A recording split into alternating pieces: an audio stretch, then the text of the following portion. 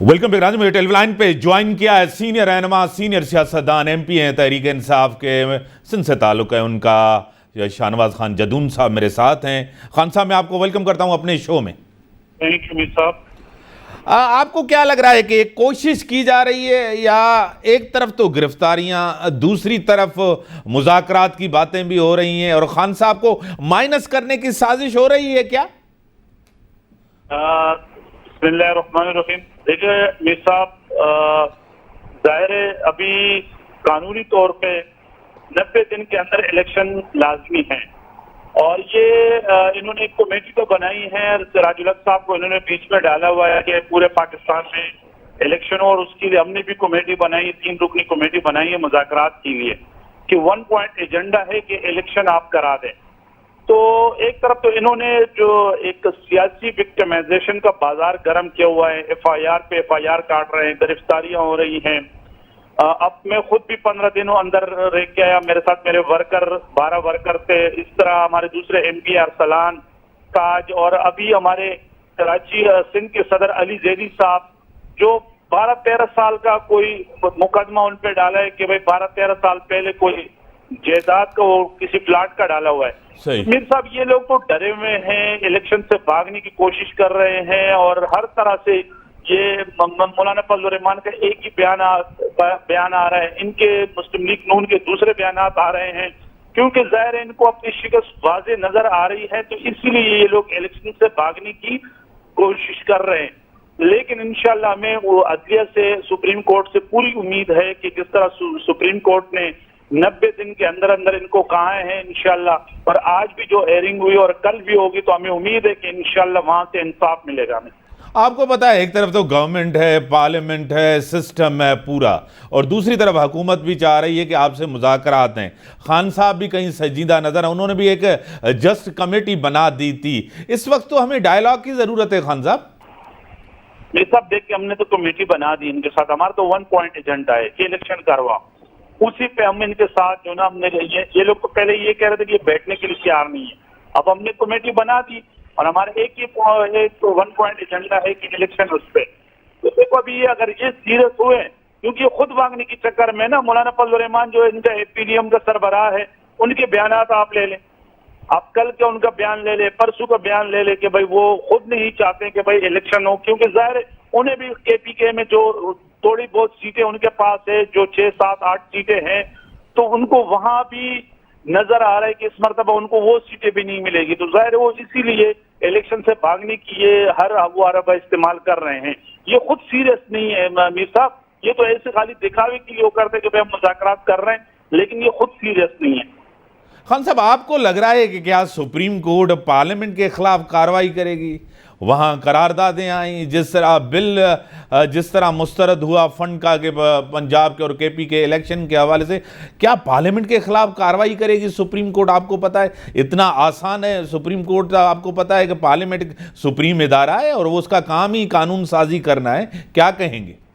देखिए मीर साहब, supreme court parliament के खिलाफ कोई कार्रवाई नहीं करेगी। सुप्रीम कोर्ट जो जिम्मेदारान हैं उनके खिलाफ कार्रवाई करेगी। वज़ीर आज़म पाकिस्तान जो हुक्म नहीं मान रहा है, एक तरफ तो आजाद कश्मीर के हमारे वज़ीर आज़म, उनको नाअहल कर दिया गया, दूसरी तरफ ये सुप्रीम कोर्ट के अहकामात को नहीं मान रहे और अहकामात को ये हवा में उड़ा रहे। तो ये साहब बिल्कुल इंशाल्लाह जिस तरह कानून की बालादस्ती होगी, क्योंकि ये तो इन्होंने एक वो रिट बनाई हुई है कि ना मानो वाली वो, तो ये इंशाल्लाह कानून की बालादस्ती होगी और सुप्रीम कोर्ट से हमें काफी उम्मीदें हैं चीफ जस्टिस उमर अता बंदियाल साहब के कि वो इंशाल्लाह एक मुनसिफाना इलेक्शन करवाएंगे। वो आपको पता है कि इस वक्त आइनी क्राइसिस है, कॉन्स्टिट्यूशनल क्राइसिस है, मुल्क के अंदर मुआशी क्राइसिस है, गवर्नेंस बेहतर नहीं है, महंगाई आप खुद देखें, पेट्रोल प्राइसेस आप खुद देखें, और जिस तरह बढ़ती जा रही, आपकी तवज्जो अवामी इश्यूज पे नहीं है, आप बदजिद हैं कि सिर्फ पंजाब के इलेक्शन करवाए जाएं। ये साहब हम हर उसमें जो ना अवामी इश्यूज पे भी हम ग्राउंड पे हैं, महंगाई के खिलाफ हम प्रोटेस्ट कर रहे हैं, दूसरे जो लाकानूनियत है उनके खिलाफ हम लगे हुए हैं। असल में ये हुकूमत तो आई है, 1 साल हो गया इनको, इनका जो हनीमून पीरियड था वो भी कंप्लीट हो गया, 1 साल हो गया है और ये तो कह रहे थे कि इमरान खान साहब और उनकी टीम नाअहल है और वो उनको हुकूमत चलानी नहीं आती है, लेकिन एक साल में तो ये तो एक्सपर्ट लोग थे, तो इन्होंने मुल्क को कहां से कहां पहुंचा दिया है। दूसरी बात ये कि मीर साहब ये कह रहे हैं कि भाई अब पैसे नहीं है, तो आया मुझे ये बता दे कि अक्टूबर का ये कह रहे तो अक्टूबर में पैसे इनके पास आ जाएंगे? सही, क्योंकि ये जो इनके इरादे हैं ये तो हमें लगता है कि ये अक्टूबर में भी इलेक्शन नहीं करेंगे। सही, बड़ी मेहरबानी आपने टाइम दिया। में टेलीलाइन पे ज्वाइन किया सीनियर रहनुमा है GDA की उज़मा कामरान साहब मेरे साथ हैं। मैं आपको वेलकम करता हूं अपने शो में। Thank you so much Imtiaz भाई। एक बड़ा तसादुम नजर आ रहा है मुल्क के अंदर, बहरान है, आईनी बहरान है, मुआशी बहरान है, क्या कहेंगी?